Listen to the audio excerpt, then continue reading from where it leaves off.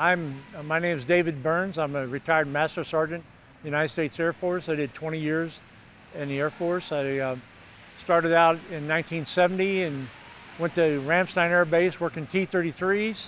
Then I went to Cannon Air Force Base, New Mexico, working F-111Ds.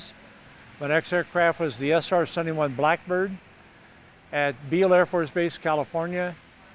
After I left there in December of 1976, correction, 78, I'll get it right, I went to Kadena Air Base on the Blackbird PCS, and then from there in 82 I went to Spangdahlem Air Base, Germany on F-4Es and Gs, a model aircraft, and then from there to Davis-Monthan Air Force Base in Tucson, Arizona, working OA-37s, and my final aircraft was the A-10 after I retired.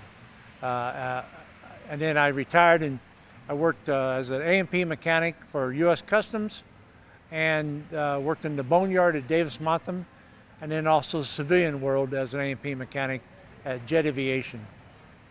Cool, so if you just want to take us, from tip to tail essentially of this magnificent SR-71 Okay, the aircraft you're looking at here today is the SR-71B model. This is 617956. There's only 2 of the B models built. This is the only one in existence because the other one was lost in an accident in 1968. The SR-71 is 107 feet long, 55 feet wide. In the configuration you see it sitting here, it weighs about 60,000 pounds. Empty fuel weight, and then it's about 55 feet wide. I think I mentioned that,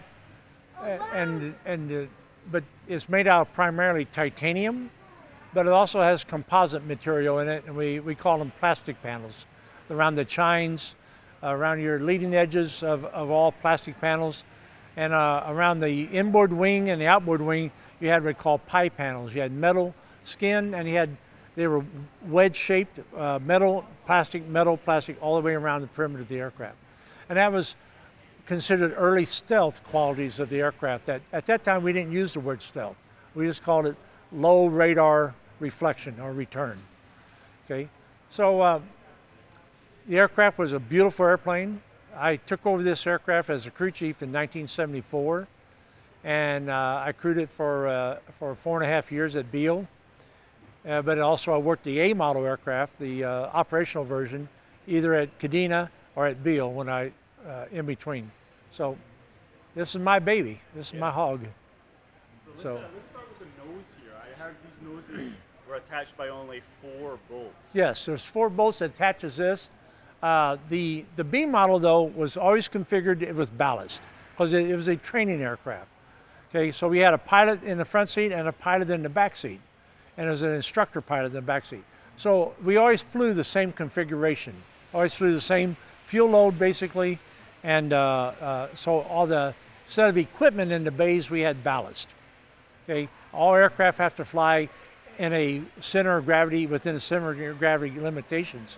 So when you refuel the airplane, you put certain fuel load in each tank, so much quantity in each tank to maintain your center of gravity. Now, but on the A model aircraft, the operational version, which there were 29 of them built, the nose was interchangeable. You could put a photo nose on it with an OBC optical bar camera, or you could put a radar SLR, side-looking radar nose, and later in the program in the 80s, they come out with what's called the ASARs, which is a synthetic aperture digital radar system. Okay, and that was very well used platform. They give you a very clean radar imaging from altitude. Now this aircraft flew generally around 80,000 feet at Mach 3. Mach 3 is 3 times the speed of sound. So it's about 2,100 miles an hour depending on your temperatures and altitude you were flying at. So we hold all the speed records for speed and altitude for this class of aircraft. And this is an air-breathing machine. This is not a rocket, it's an air-breathing machine. So that's why that's a class of aircraft that we hold the records in. Okay? So as you look at the aircraft, you see this saucer-shaped design like a boat hull. That's called the chines. and the chines extended out from the center of the fuselage, and which was aerodynamically trimming on the aircraft. Okay, and those chines are actually composite panels, not the structure of the aircraft. Again, yeah. I have a question on the nose. Sure. As you asked before, is it actually held on by 4 bolts? Basically, there's 4 bolts that hold the whole nose on. They're clevises. They have a they come out and they have a bar in here, and as a hook comes over, when you latch it down, it draws that in real tight, and then you latch it. You put the fastener on it to lock it in. But basically, there's only 4 bolts, one in each quadrant, upper and lower quadrant, and that's what locks that nose on the aircraft. How long did it take to switch out a nose? You could swap a nose in about and ops check it in about 45 minutes. It wouldn't take long. There are wave guides in one of the panels. You got wave guides you got to disconnect if it's an acting. And this nose here is a ballast nose, so you can take this on and off. You got to connect your pitot tube and your electrical connectors and stuff like that for the pitot tube for the air sensing and the airspeed, stuff like that, and your alpha beta probe. And then, so it was really easy to change the nose. It had a special dolly came out and latched on the nose, open up the panels, disconnect your cannon plug, disconnect your pitot lines, your wave guides that had a radar, or if it was an OBC nose, it disconnected all the cables and stuff that went to the OBC. And thing just, you popped your latches and pulled it away, brought in the nose, stuck it on there. You can swap it out pretty quick. It took longer to ops check it than to actually physically check it out, or to swap it out. Yeah, so let's move back. You've opened. You the guys have immediately got to work when you got here. You immediately start opening panels. If you just want to explain some of these panels to us. The one here on the other, this is nose wheel well, and then on this side, this is called eBay, which is electronic and electrical components inside here. The aircraft battery went inside here. Further back in the bay, we called it the suitcase. That's where all your boost pump circuit breakers are at that control all of your aircraft fuel boost pumps. On the right-hand side is the R bay, and R bay means radio. All your navigation equipment, other than the ANS, is in the R bay. Your TACAN, your radios, your HF radio, also your air inlet control computer was in the aft part of that bay. But those bays generally stayed closed except for this one here, because we took the battery in and out in between flights. It didn't stay in the aircraft all the time.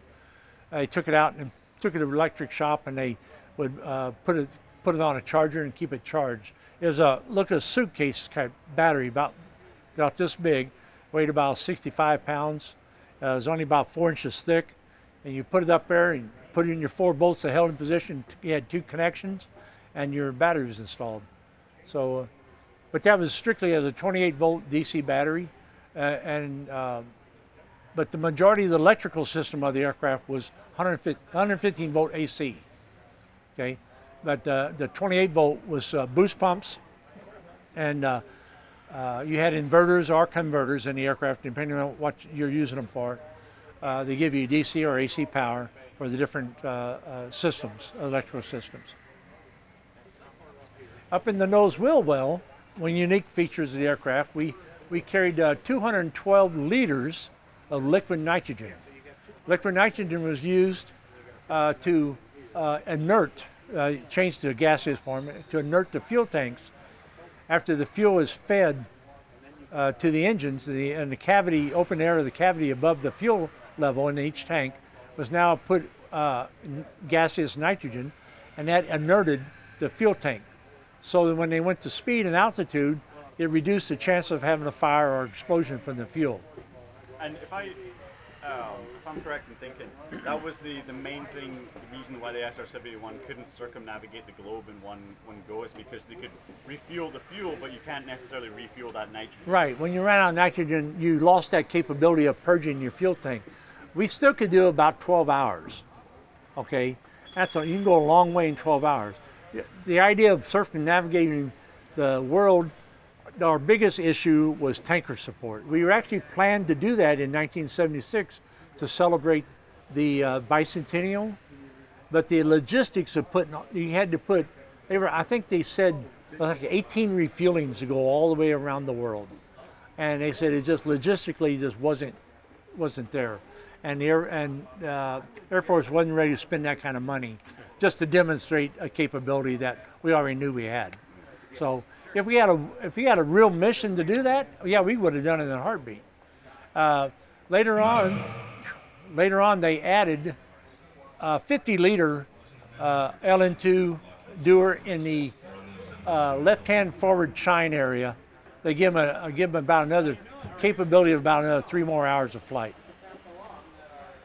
Now that's that tank that we can see up in there. Yeah, there's 2 silver tanks up there. Each one held 106 liters of liquid nitrogen. Right.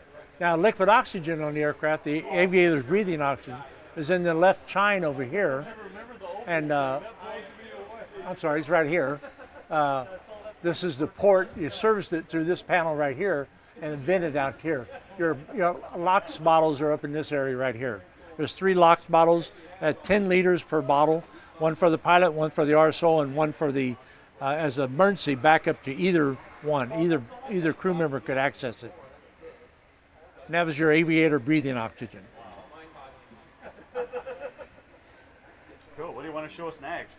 Well, let's walk down towards the intake area, and we'll talk about that. Is it done?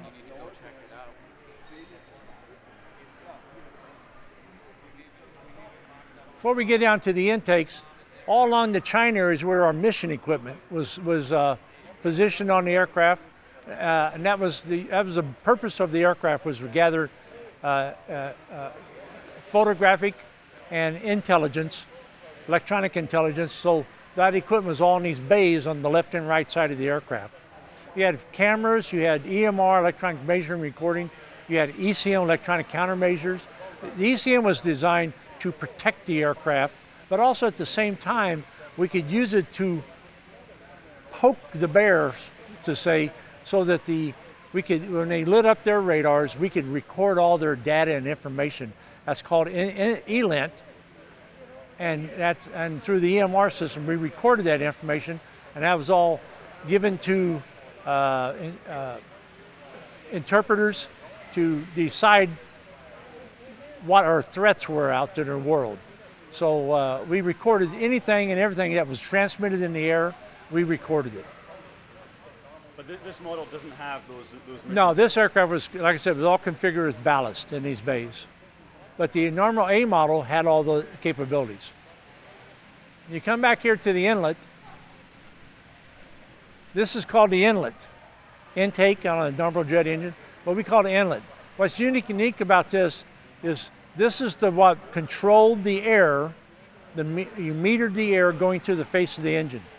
This cone on the front of the engine is called a spike. This spike hydraulically moved 26 inches aft into the throat of the inlet, and that's what helped keep the shock wave inside the lip of the inlet. And when air passes through a shock wave, supersonically hits that shock wave, it comes out subsonic on the downside. So from the shock wave to the face of the engine, which is about another 15, 20 feet behind, it increases the pressure in the duct but decreases the volume of the air, and that pressure is being pushed through the engine, and that gave you a ram effect. We had a turbojet engine, but it had a ram effect. It went through the engine, went around the engine, and out the exhaust. And that's the way you gets the secret of the power of this aircraft. The engine served more like a pump, where the intakes and the exhaust of the airframe is what produced thrust. So it's very unique. And that's hydraulically powered, controlled through an air inlet computer, both the left and right side. And then also about 6 foot back, you see some louvers there. Those are called the bypass doors.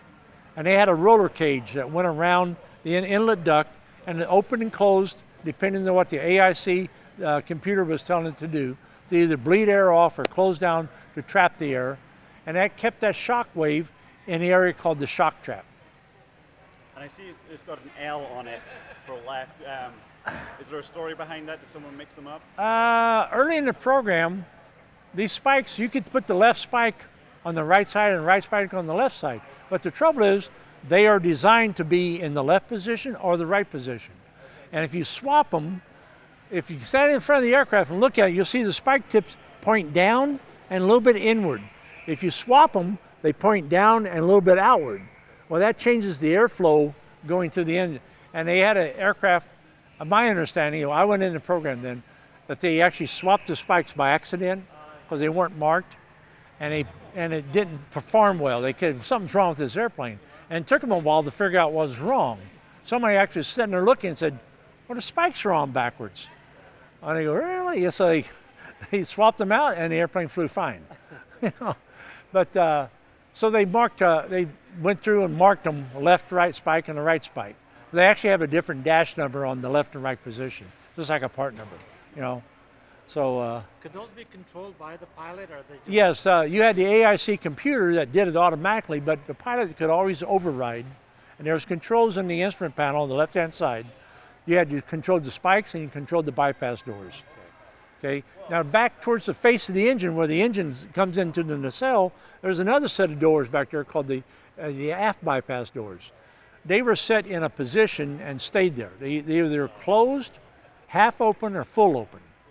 Okay, depending on how this air inlet computer in the aircraft's operating, you position that to make it operate in a better set of parameters. So, and the pilot, and you just manually change that. It's on the left-hand side above the throttle quadrant.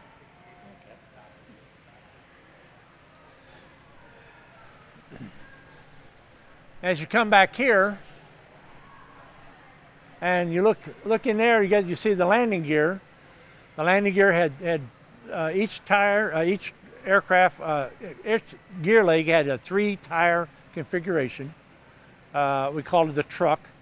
Each one of them tires has a brake system in it, and the aircraft and the gear swing, when it retracted, it came up inside, and the tires went up inside of an area called the tire can.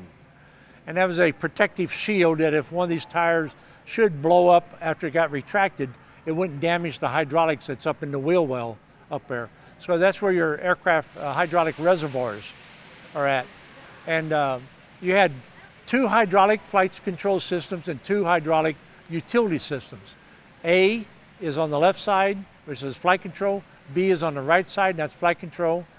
And L was on the left side for utility, and R was on the right side for utility. L controlled the spike and bypass doors and the landing gear, and the R controlled the spike and the bypass door on the right-hand side. Also, nose wheel steering. Your IFR door was hydraulic. To your IFR is your in-flight refueling door up on top of the fuselage behind the cockpit, where the refueling boom went in from the boomer. And so those flight controls, A and B were strictly flight controls. They controlled your elevons and the rudders. That's the only thing they worked on. Okay, and they're all hydraulic. There have actuators in the trailing edge of the wing, inboard and outboard, and then forward to that you have a servo that was controlled to the autopilot system, and then from that the mechanical linkage went to a mixer, which is your control inputs from the cockpit back to the tail of the aircraft was called the mixer area back there, and that's where flight control inputs went into, and then it went out to the aircraft. The rudders were separate. They had cables went back and went up to the back to belt cranks and push rods that moved the rudders. Each rudder had 4 hydraulic actuators, 2A and 2B, and so forth. On your elevons, you had 13 actuators on the left side and 13 actuators on the right outboard, and you had 6 on the inboard section. But you had A system, B system, A system, B system. They were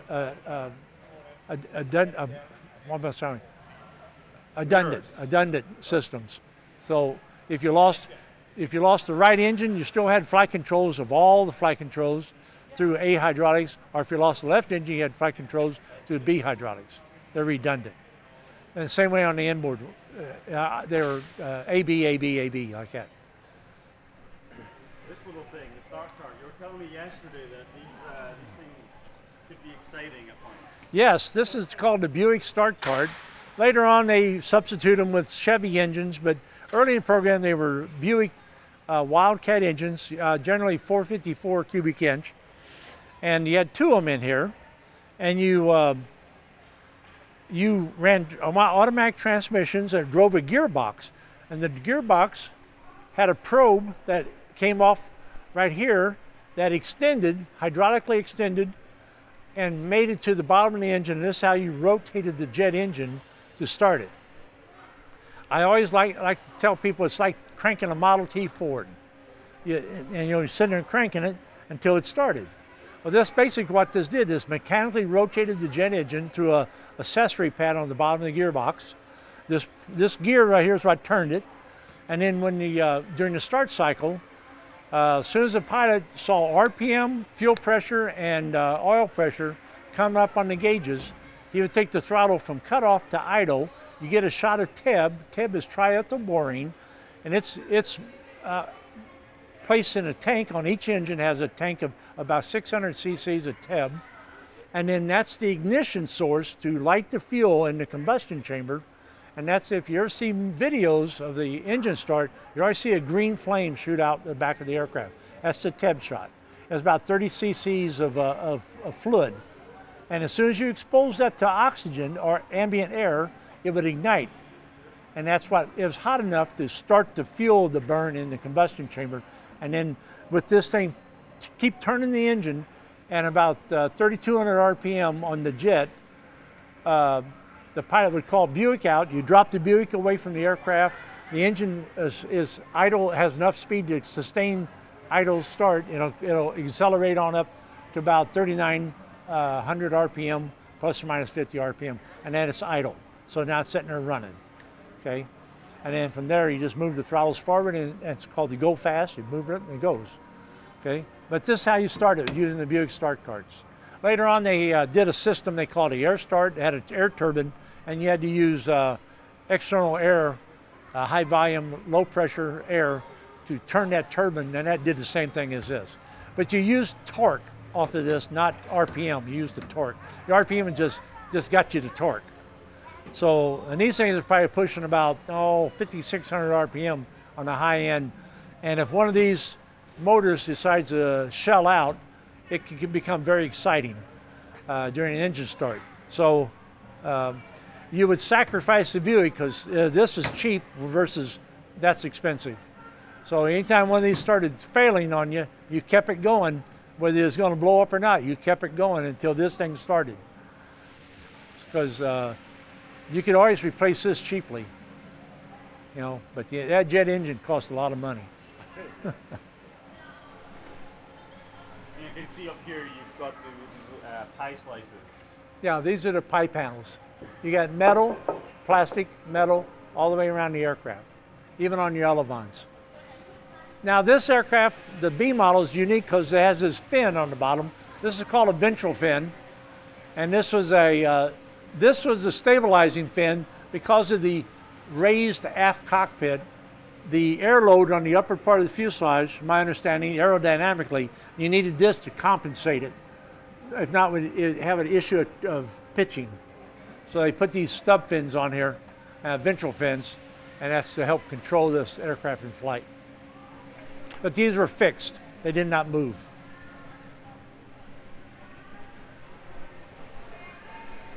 And you only have 6 flight controls on the whole aircraft. You got 2 outboard elevons and 2 inboard elevons and 2 rudders. Okay, an elevon is an elevator aileron combination. These go up, they go down. They split and go left up, right down, or left down, right up. So it's an elevon. Think of an F-106 or F-102 aircraft that had elevons, did the same thing. This gave you pitch and roll. The rudders gave you yaw. This is the ejector flaps of the exhaust part of the engine. This is all airframe. This is part of the airframe, not part of the engine, but it's the actually airframe. The engine's set up inside there on the other side of a thing called the donut. There's a diverging duct. That helped accelerate the air coming out the exhaust to give you more thrust. And that's, but your afterburner came through here. And what's unique about this engine, the J58 engine, Pratt & Whitney J58, is you could have full afterburner and run it in afterburner as long as you had gas. You can run the engine, okay, without damaging it. So it was pretty unique, as no other aircraft had that kind of long endurance on the afterburner operation. We had no restriction.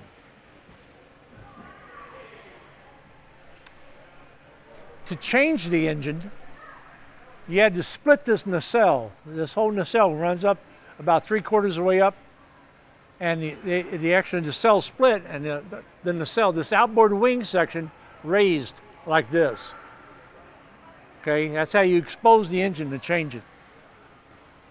You had to raise that whole outboard wing, stood straight up in the air, up next to the rudder. We had a special bar that held it open, and you took your hydraulic ram down, and then you brought in your engine dolly, brought it in here, and took it off. Before you did that, though, you had to jack the aircraft. You had to inflate the struts to full strut and put a strut collar in the polished portion of the strut, and let the air out of the strut to settle down on that and stabilize the airframe so you could change the engine. You did the nose and did on the mains. And we had strut collars went on there.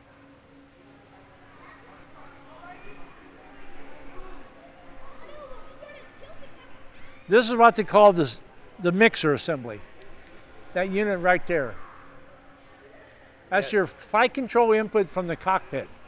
And also those white units, those are trim actuators too. So you can, when you trimmed the flight control system, that's how the input, electrically input, went in there and induced motion into the mechanical system.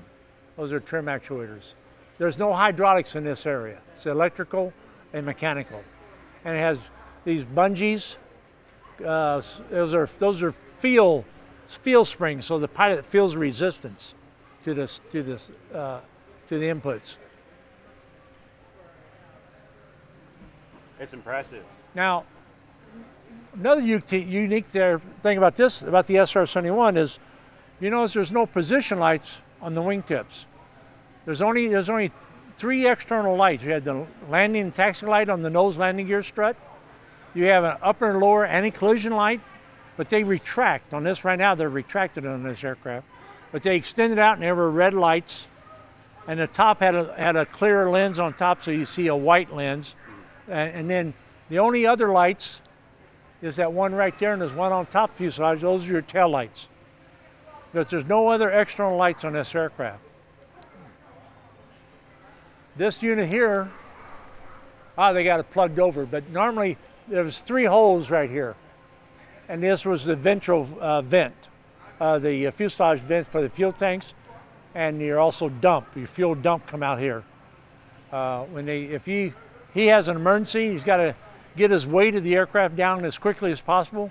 He's got a dump switch in the cockpit. When he flips that on, every boost pump kicks on, and the fuel starts shooting out of this at a very high rate. You can dump several thousands of gallons of fuel in just a couple minutes. You had to get the weight down off the aircraft so they recover the aircraft safely. So that was an emergency situation. So the right side is pretty much the same as the left, just it's a mirror image, and but it's a good airplane.